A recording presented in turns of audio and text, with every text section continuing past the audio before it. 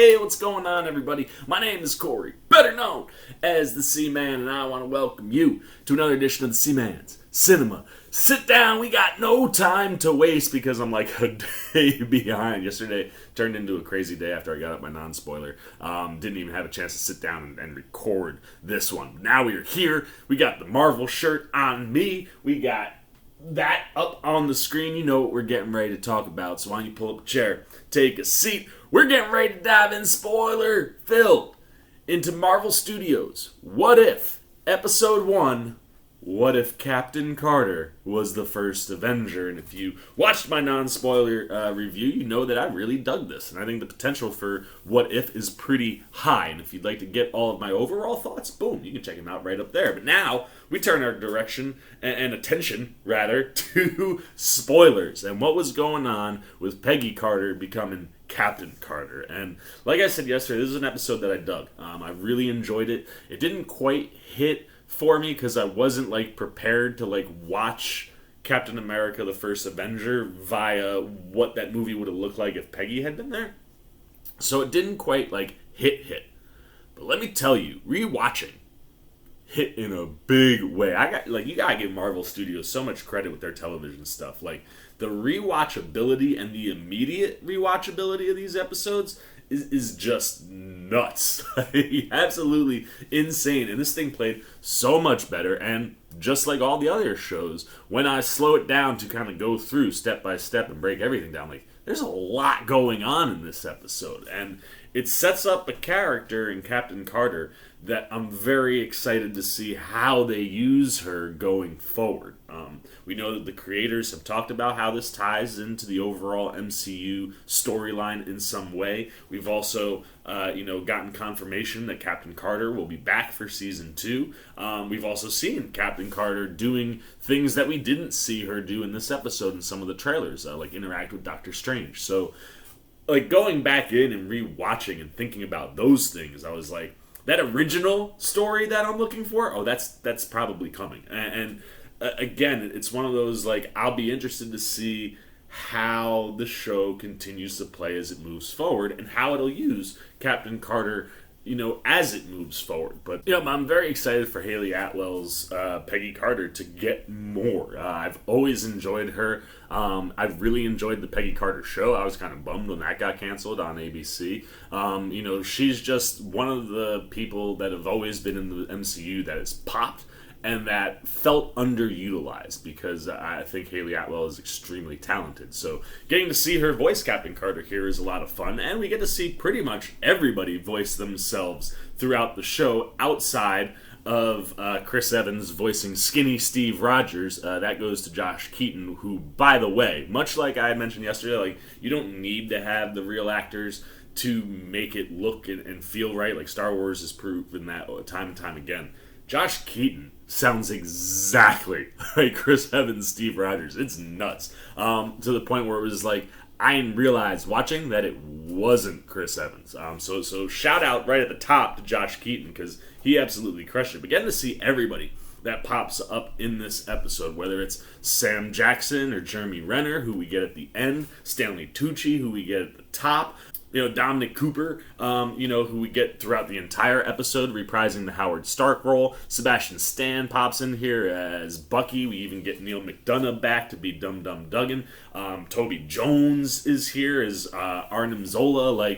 You've got everybody that you could possibly want that has voiced, and been the characters in the past. And that's one of those things that just really, really connects, as well as the animation. Watching it a second time, man, the animation style is just so freaking strong. And the way that they use lighting more than anything else, right? I'm always talking about how lighting, specifically on the 3D animation side, really can make stuff look more realistic and pop more. While on the 2D animation side, if you use lighting right, you get it to look a lot more three-dimensional. And that's the cool trick with this animation and part of the style that I just think looks so good.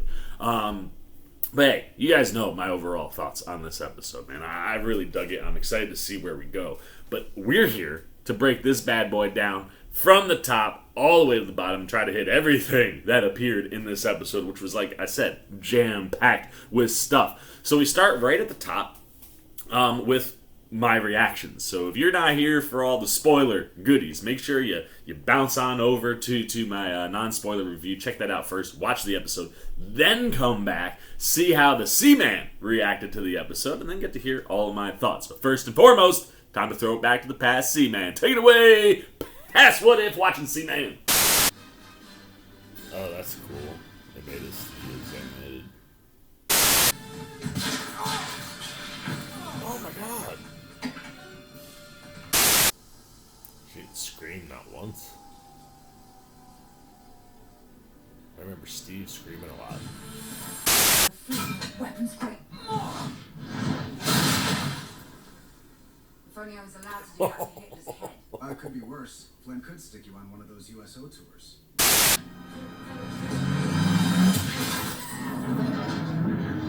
Whoa. That was brilliant. That was really good. Whoa, what? Steve! Hey, Peggy, now you owe me one. Wow, so Howard creates the first Iron Man suit. That's cool. That HYDRA STOMPER? That was dope. Thanks! You almost ripped my arm off! Rodgers, what's your status? Did you see the Red Skull? I've got a visual, but...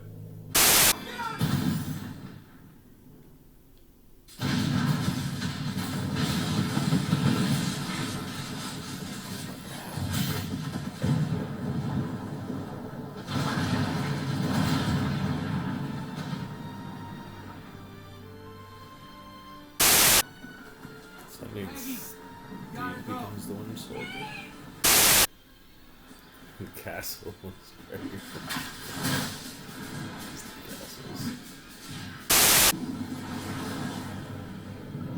That is not for. The champion of Hydra has risen!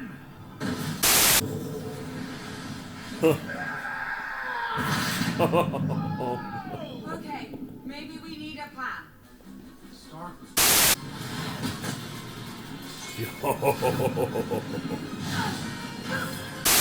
I tell you, man, I get a kick out of myself even when I'm watching animated stuff. And if you're an adult who doesn't really traverse down the animated pathway, man, there are tons of great adult cartoons out there. And this is a show that's going to be very important, I think, to the overall MCU story. So shift your gears up, dive into some animation. And if you have dived into this animation, well, then come along on a nice little journey with me as we break down everything that happens in What If's first episode. And we start with the Marvel logo right at the top. And I like that it's the normal logo. Like, you see the movie clips inside the letters, and it comes up and says Marvel. And then it sketches and becomes animated. And it's one of those things that right away, if you hadn't heard interviews or anything like that, that tells you this show is connected to the overall story. You know, which then goes into our opening VO, which of course comes from the Watcher, Uatu, who's being voiced by Jeffrey Wright. And he just kind of tees up the fact that, like, there is a multiverse out there. And while you know some stories, those stories are different in different places. And the visual that we've seen in the trailers is that broken glass. But what's cool is, like, as the glass dissipates, you can see thousands of shards. And then the camera literally goes into the Captain Carter shard, and then you see thousands more shards inside of that piece of glass. And that just kind of references the fact that, like, wow, there might be different pocket universes everywhere where things are a little bit different. Inside of those universes, you can also have multiple timelines. So I just love that visualization and having that right at the top. Like, the stuff they have shown us and teed up for us really creates this wild possibility for Marvel to play with. Like, you could go so many different directions and so many different places, and being able to use an animated show to show that off and give us an idea of what the other universes are like as we dive into the multiverse. Really, really cool. And I like also that Uwadu makes sure to point out which story we're in. So here we're reliving the Captain America First Avenger story. And while I did mention in my non-spoiler that it did kind of take away a little bit from the episode, that it was kind of a beat-for-beat story, rewatching it the second time reminded me that, like, oh yeah, well, the concept of, like, the sacred timeline. Like, there are all these different universes, but they got to play by the rules of this one timeline. So in that timeline, if there are certain things that need to happen or certain beats that we directly take from the movie, it's because those beats are the beats that need to happen. And while everything else is different, the timeline still has to kind of follow suit in that story in some way. So I do think that's a cool visualization and lineup. And one of those other things, I was just like all about this show yesterday, deep diving and whatnot. Like, the creators have mentioned that, yes, we are going to get a season 2. Captain Carter will be featured in season 2, and we've seen Captain Carter in clips that are not in this episode from the trailers, which means that she's going to play more into this, this what if story. And that's the stuff that I'm fascinated for, and that's the stuff that I'm, like, so excited and here for, where the initial watch on this didn't quite hit as hard as it did the second and third time. And Marvel just deserves so much credit for how rewatchable all of their television is. And to some point, like, it's almost mandatory to rewatch because you pick up on so much more. And there's so much for us to pick up on as we dive in. So after Uwadu kind of sets up the Captain America, First Avenger storyline, he goes, but this right here is the moment. And I love that they had, like, him mention the moment right here where everything changes. And it's simply Peggy Carter not going up to the observation booth. And this is another thing that kind of threw me, because it was like, well, Peggy deciding to stay on the floor, that wouldn't change anything else, except for the fact that nobody goes to the viewing booth this time. And that allows the Hydra assassin to be set up, ready to go. His bomb is right next to Erskine, who, we get a little minor appearance from Stanley Tucci on the voice side, and then boom, everything blows up. And you're just thrown into, madness. And people are running around. Steve comes forward and gets shot by the assassin, and he drops. The assassin shoots Tommy Lee Jones's character from that Captain America movie. And while he doesn't speak, we do get to see him a couple times. It'll be a new general, voiced by Bradley Whitford, that'll kind of be that character as we move through the course of the episode. And immediately, Stark is like, I'm gonna lose it. Like, we got to do something right now. And, Whitford's character is like, Steve, you go, which, shout out. As many people voice themselves in this show, Steve Rodgers is not one of those. And the person who does is Josh Keaton, and he nails it. Sounds exactly like freaking Chris Evans' Steve Rodgers. But he's on the ground, not bleeding out, Marvel's animation style, well, right away, violent. You got explosions and gunshots and people going down, definitely deaths. There's no blood anywhere in this show, man. Like, this is a kid's animated show. But, anyway, you see Steve drop. He's bleeding, and, like, when Whitford's character is like, Steve, get in there, Peggy is like, Steve can't. And he's like, Howard, get in there. And Howard's like, no thanks, man. I'm the button-pushing guy. I'm not getting in the machine. And it's Peggy Carter who right away just jumps in to... Bradley Whitford not being very happy about it, and Howard Stark understanding, like, what's what, and him knowing Peggy personally, totally supports that decision. Runs the super soldier serum right into Peggy. And, like, the other cool thing that the show does throughout is recreating moments from that Captain America movie. So every piece of this scene lines up exactly with what lined up when Steve got transformed. And the whole process goes, thing opens, and Peggy is now Captain Carter. And I love the size change. Like, it's not as drastic with Peggy as it is with Steve, because Steve is so tiny. But when when Howard gets there to take her out, she's like, did it work? And he's like, oh, I think so. We're not going to be needing those heels anymore. Like, she's taller, she's broader, she's bigger. And I love that right away. And then we jump to the hospital, and you see Peggy being poked and prodded. I guess there's a little bit of blood in the show, as blood is drawn from Peggy. And you hear Whitford just kind of lay into her, in, like, the sense that, like, you're not a soldier, all the things that would have existed then.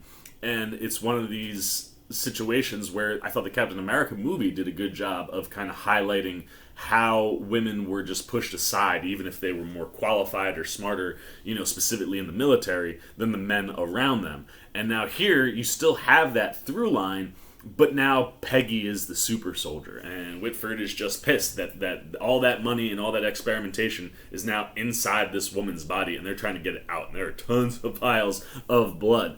And then that allows us, to jump to Peggy getting some of her aggressions out. And I also like the fact that, like, they put that there for Whitford's character, because later on when things are going right and he starts taking credit, it's a nice little kind of callback to seeing what his true colors are, which obviously pisses off Peggy, so you get her hitting the punching bag and knocking it off the way Steve does in the movie, except here she kind of almost puts it through a wall. She hits it so hard. And then she's got all of these plates, weight plates.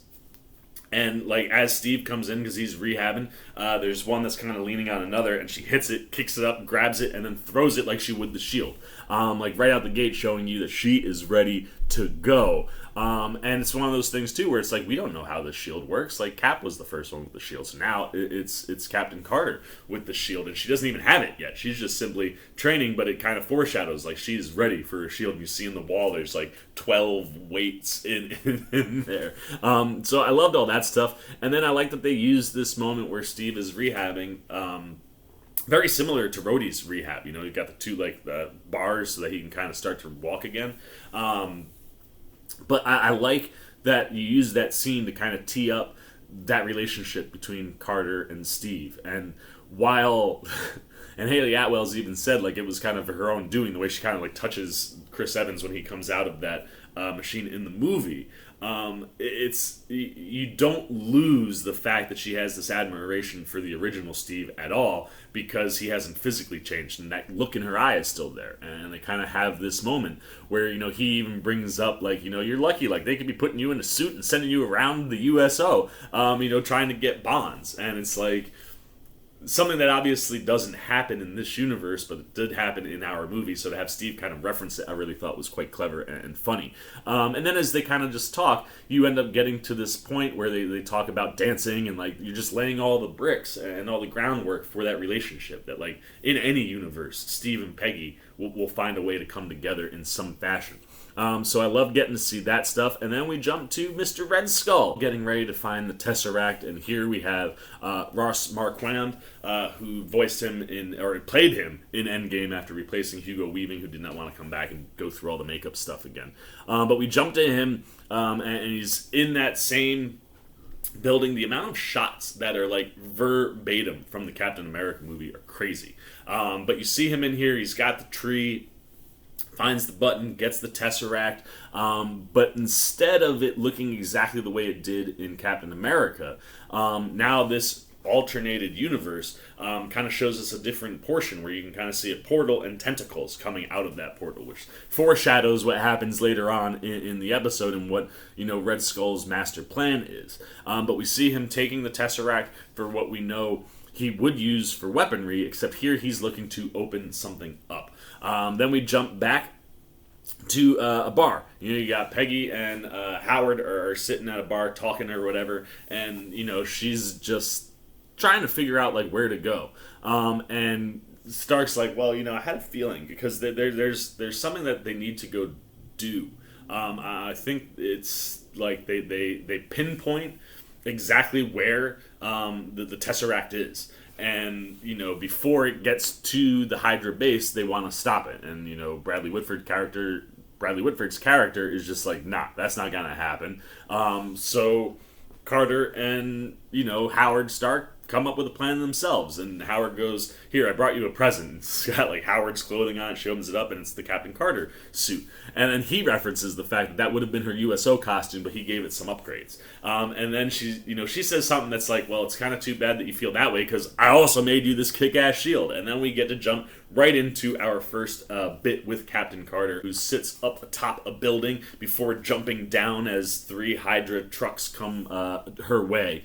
And, you just see her, like, get ready to go. And she runs in and takes out this first truck just with the shield. And, like, boom, it flips over her. and lands behind her, and the animation and the performance combination is brilliant. And I say brilliant because that's what Peggy says. She looks at what happened, she's like, that was brilliant. Like, let's give it another go. And she goes and takes out the rest of the trucks. And one of the other things that I love here is, one, getting to see Peggy have the kind of fun that you saw Steve have in that first Captain America movie as he starts to realize what it is that he's capable of doing.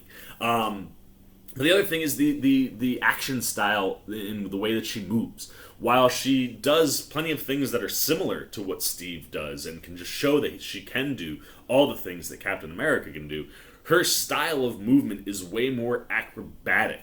And it has more of a feminine touch to the way that she moves and comes in and out of places. And I just like that there was a small tweak like that to the action that immediately made it not like just watching Captain America in Peggy's body, but gave Peggy her own look and feel as Captain Carter, which I thought was super impressive. And I love seeing her, just continue to take out these trucks. She starts taking out guys. She's just having fun. Like, it's so enjoyable to watch that whole sequence. And then at the end, she's like, not even talking to anybody, but she's like, are you seeing this? Like, look how freaking awesome I am. This is amazing. Why couldn't life always be like this? And then you get to, like, she's taking out everybody, and then this just big hulking dude comes out, and he's like, this is what we gotta deal with. And he calls her fragile. And immediately she's just like, nope, throws the shield down. It's like, I don't even need that to take your dumb ass out. Breaks his kneecap, punches him in the stomach, and then hits him in the face.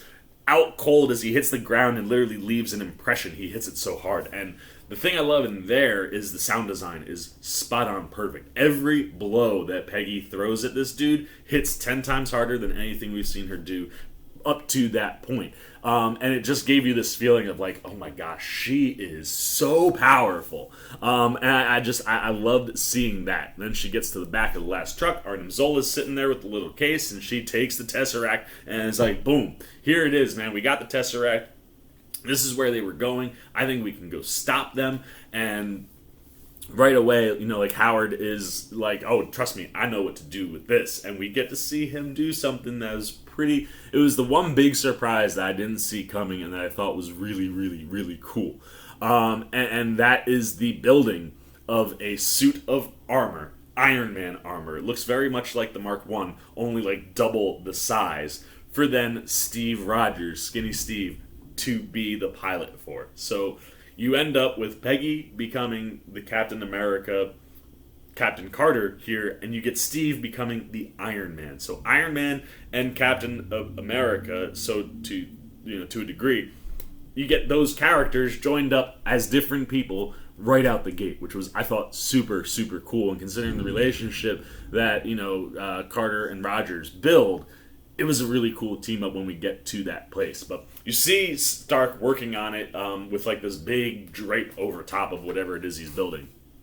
And, then it's one of those where, like, they're talking about the 107th and the fact that they've been captured and that they need to go stop them or save them.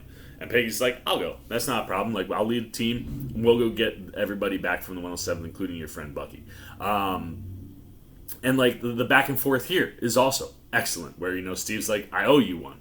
And there's a moment of hand-holding. You see a lot of this kind of, like, hand-touching and these little tiny moments that clearly just set up the relationship that the two of them will have in any universe that they go down. But, you get this, and she's like, yeah, you will. You'll owe me a dance. Like, it's the perfect recreation of all the things that we got in Captain America, just spun and told from a different perspective. Then we jump to seeing Carter run faster than a bike. There's a guy on a Hydra motorcycle riding, and she literally just looks like she's out for a jog, and is like, hey, you mind if I take this? Thanks. Boom, knocks him off, hops on the bike, and heads in. And I love this action sequence, too. Like, the action that they give Captain Carter is so fun. And, like, she comes into this Hydra, location base, and takes out like 6 guys with the bike. She's just like weaving and wiving, knocking everybody out, and then approaches a wall and like lifts the basically makes the bike jump up to where the opening in this tower is, and she kicks the bike through it. It explodes, and you're just like, holy cow, she just took out like a whole Hydra unit with a bike. Super, super fun to watch. And then you see her go in, rescue the 107th. It's the first time that she gets to say Captain Carter, because they're all like, "Who are you?" And she's like, "I'm Captain Carter." And I'm like, "Oh, that's awesome." So love that. And then you get that shot of her leading the 107th out, together, very similar to the shots that we've seen of Steve doing it in Captain America. And as they're going, someone shoots a rocket and she just deflects the rocket, and you get this really beautiful shot as it explodes in the distance. She's recovering from the recoil of the whole thing. And then freaking Steve Rodgers shows up in this giant Iron Man type suit, which of course they're calling the Hydra Stomper. And you get to watch, him and Peggy team up to take out a bunch of tanks. So you see, Steve blast one using the Tesseract as the power source. Blast one. Peggy uses the shield to take out the side of another one and destroy that one. And, you're just having this, super amounts of fun watching the two of them take out all these tanks and work together. And, you're seeing Captain Carter and an Iron Man, together right out the gate. And then we get a fun montage, very much like the Captain America movie. We get to see these one-shot moments of Peggy doing things as, she's going through and taking out Hydra throughout the entire war.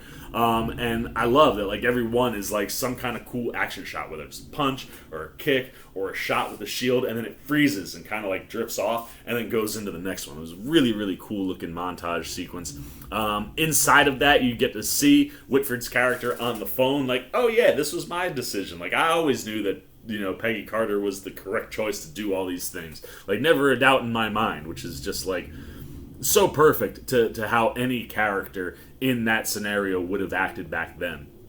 And then you get to, see this final sequence going out of the montage where Peggy is literally riding on, the Iron Man suit. There is... on his back, right here, there's actually a grip bar so that she can hold onto it, and you get this wonderful shot of the Iron Man suit flying, Peggy holding on, holding the shield, and then she jumps off, and you get this one shot take that just follows her as she jumps into a plane, rips the cabin window off, goes into the plane, takes everybody out, jumps back up top, runs off the plane, flies, and then eventually lands back on the Iron Man suit.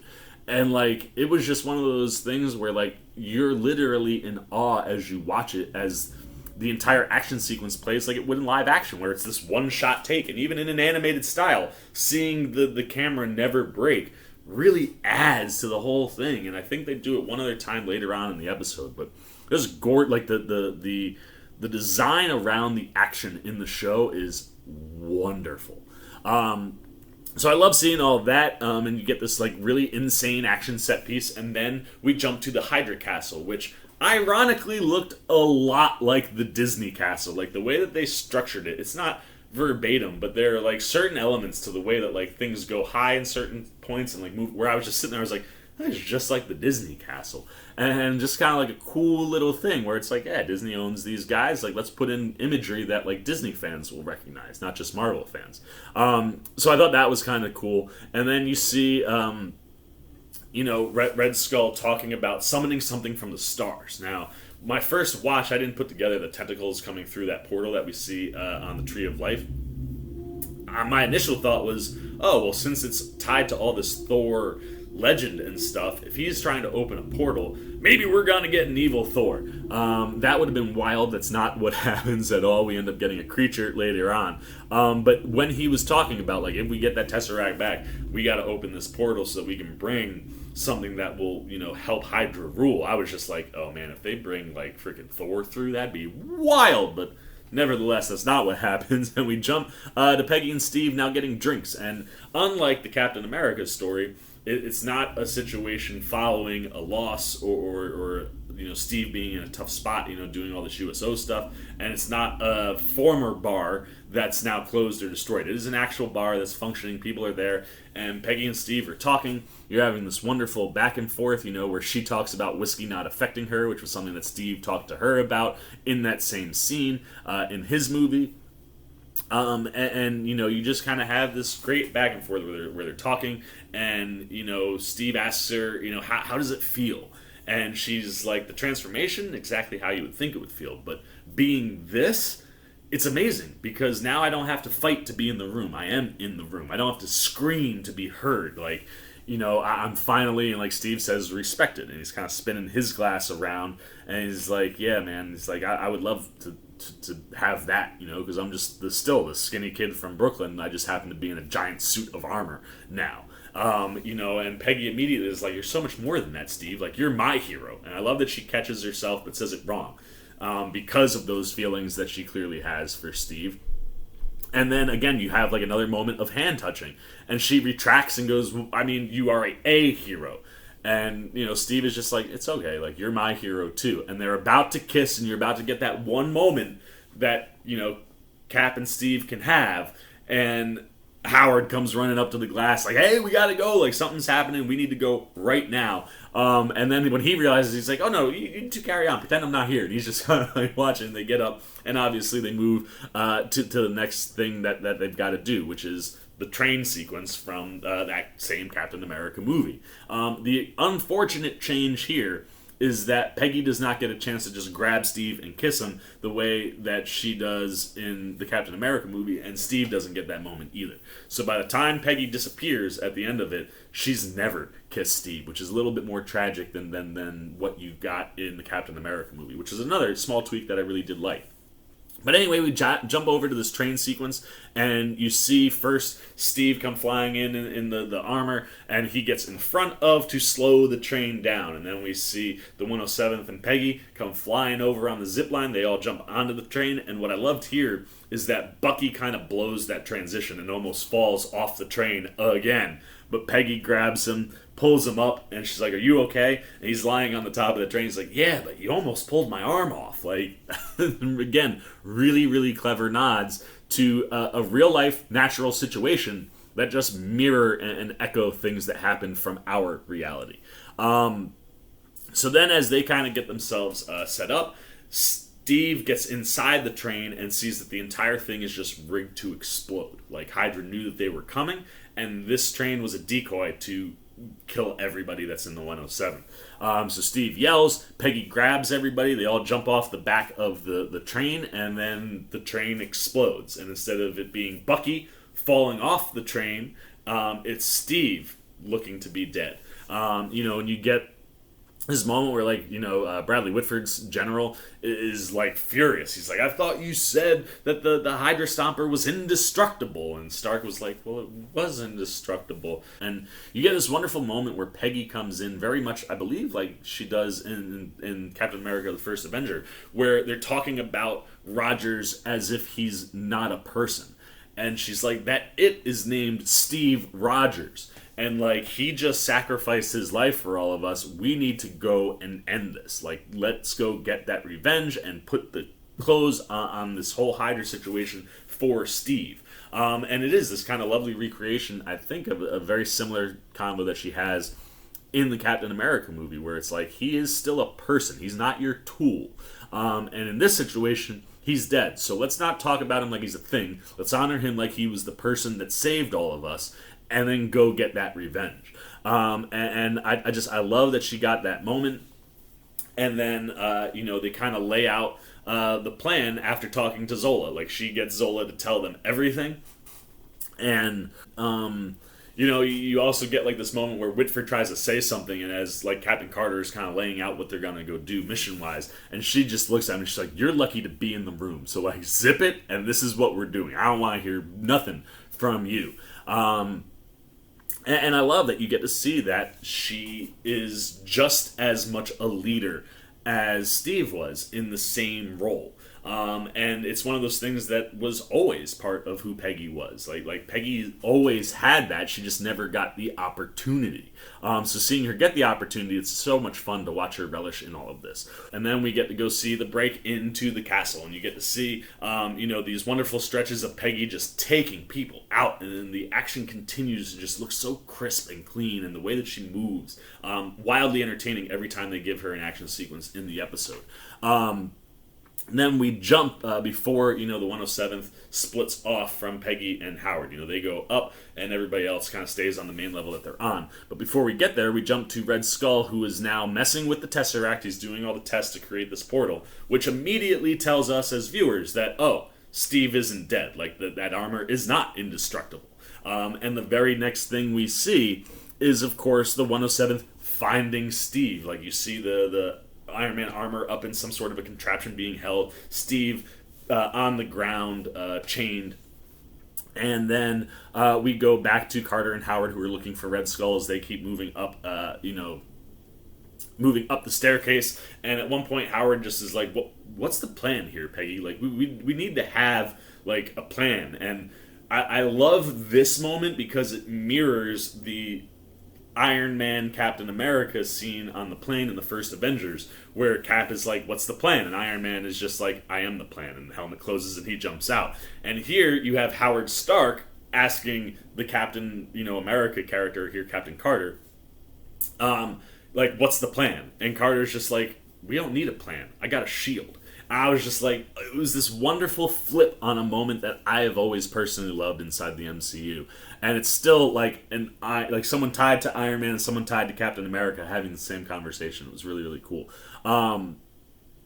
But as they come running into that room, you start to see these tentacles coming through this portal. And very similar to the, I think, obelisk creature in Guardians 2. Like these crazy tentacles. It's got like a mouth full of teeth. I didn't see eyes on it, so I don't know if it's the same one or different, but very similar. Nevertheless, you see all these tentacles coming through, and that's right as Peggy and Howard get into the room, and you see like Red Skull relishing, like, yes, here comes like the interdimensional, which is why I don't think it's one of those obelisk creatures, because he mentions like it's an interdimensional type creature, so something similar. But he's like, the interdimensional champion of Hydra is here, and all of a sudden you see like one of the tentacles just pick up Red Skull and crush him.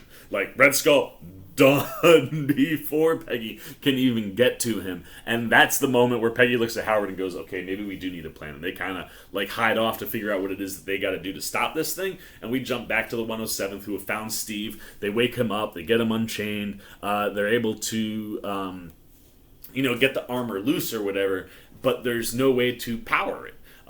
So based on some of the stuff that's like in the room, this is one of those things that every time I watched it, I didn't pick up on who or how they knew, but they do a bunch of things, and based on what Steve says, like Bucky is even kind of questioning it, like, are you sure about this? He's like, yeah, and they juice it up with a bit of power, and he ends up falling like flat on his face, and then like, and I love this, man, just wonderful banter from Sebastian Stan that just so matches what he does as Bucky Barnes. But he just is like, you okay? And, you hear Steve go, yeah, I'm fine. He's like, good, because we don't have time for this. Like, we gotta get on the move. And Steve gets up, and he's just like, where's Peggy? And he's like, her and Howard went high. And you just see Steve take off right through all the ceilings to go catch up to them. And we jump back to, Peggy and Howard. And,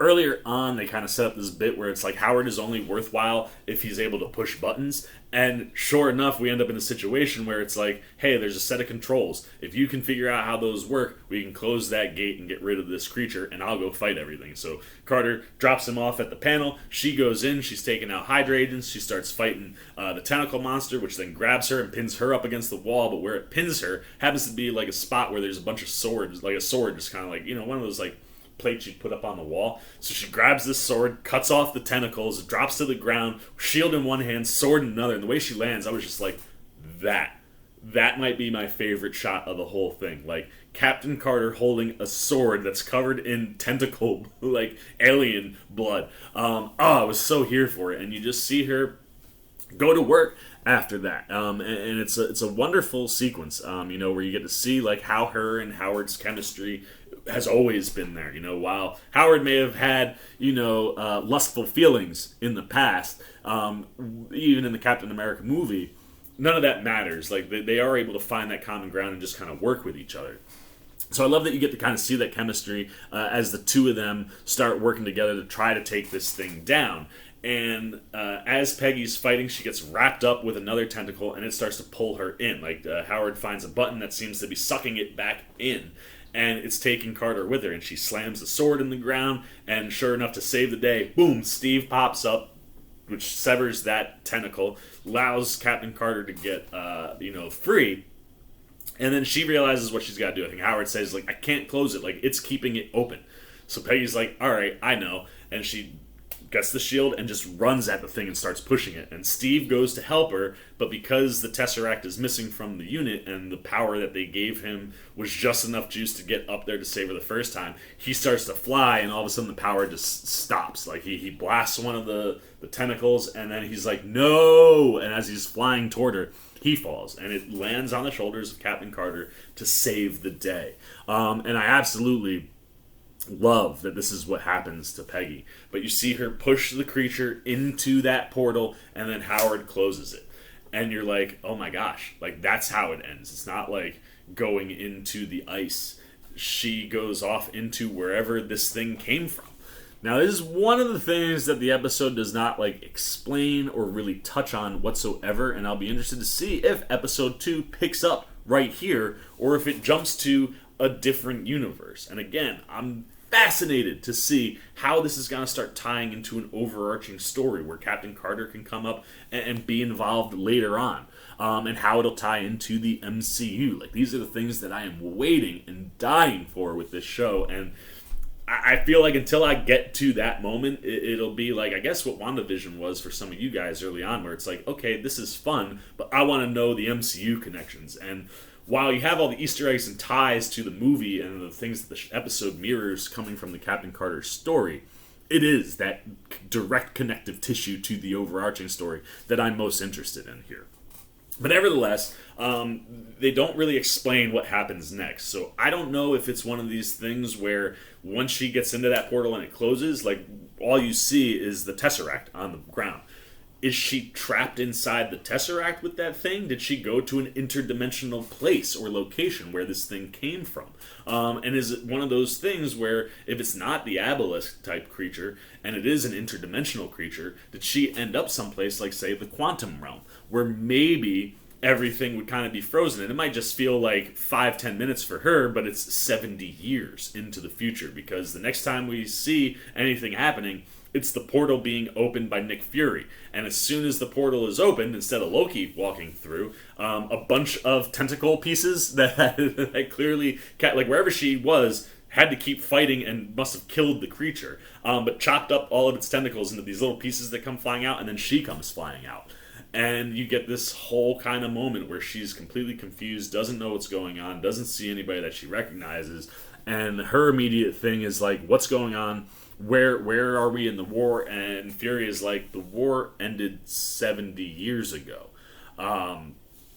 And, you know, you get this very similar beat for Captain Carter that Steve gets in the first one, where it's like, well, good, we won the war. That's all that really matters. But, like, simultaneously, like, man, like, I'm now 70 years in the future. And for Carter, no Steve. That means no Steve. Like, she missed her chance. She never got her dance. Which is one other thing. She said, like, save me. He brings up, like, saving the dance as she's pushing the creature. And she's like, and there seems to be, like, a part of her that even knows that she's not coming back. She gets a little emotional. Very similar to the way Steve does as he flies the plane into the ice. And she's like, yeah, save it for me, Friday night at whatever time. Or, same line that happens in that moment in the movie, just flipped here as she goes through the portal.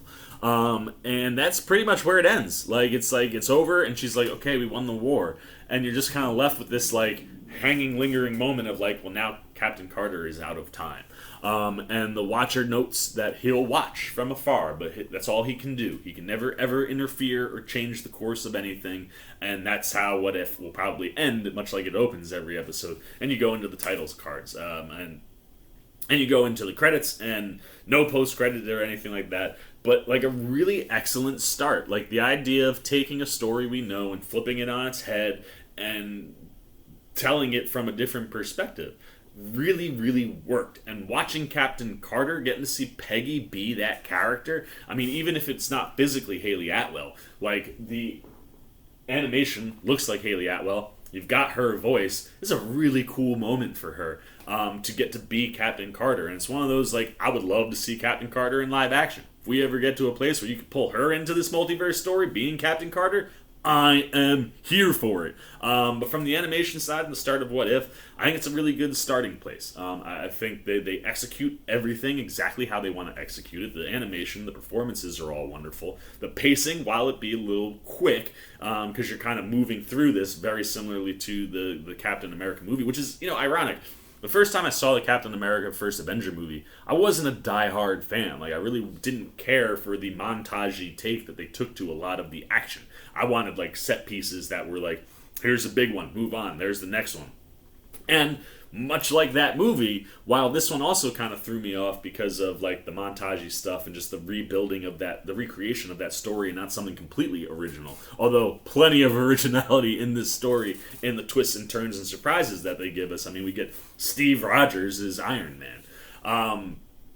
But, like, it's one of those where, very much like that movie, the more I watch it, the more I like it. And 3 watches in, I love this first episode. It is really, really strong. I think it's a perfect starting place to kind of enter us into this universe, and now I'm just fascinated to see where we go. Like I continually say, how this will tie into the MCU story. I think the Doctor Strange part of this story is going to be very, very important, so I'm interested to see when and where we get to there. Does this pick up with more stuff from Captain Carter, in present time, and that's how we're going to see some of our other stories? Is the Watcher just going to take us into something new, and at some point it all is going to break and start merging?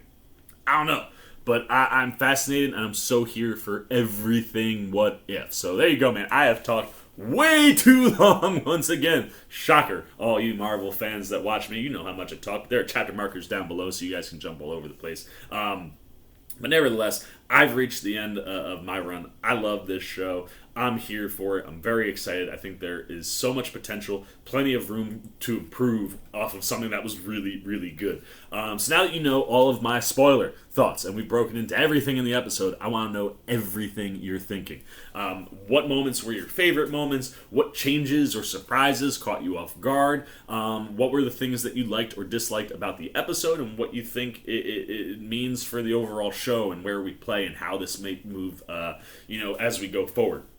Anything you're thinking about What If, specifically this first episode of What If Captain Carter was the First Avenger, goes down below in the comment section. Look forward to talking to you down there. As always, if you enjoyed this video, please give me a thumbs up. And if you're new, you want to come hang out with the C-Man as we watch What If every Wednesday. Hopefully, I'll have my spoiler review up a little bit faster next week. Yesterday was just a rough one for me. But you want to be here for all that, or just whenever I'm talking movies, TV, trailer, reactions, you want to show a little love and support to the old C-Man? Real easy to do, man. Come, join C-Maniac Nation by jumping over there, hitting that subscribe button, hit that little bell if you want those alerts, and until next time for the C-Man's Cinema Sit Down, I've been the C-Man. I'm signing off. Peace. Oh, hey, what's going on? You must be sticking around because you're looking for more content featuring this guy. Well, guess what? You're in the right place. You can check out more videos right here and right here. And if you have and you want to come join that C-Maniac Nation, you can hit that subscribe right over there.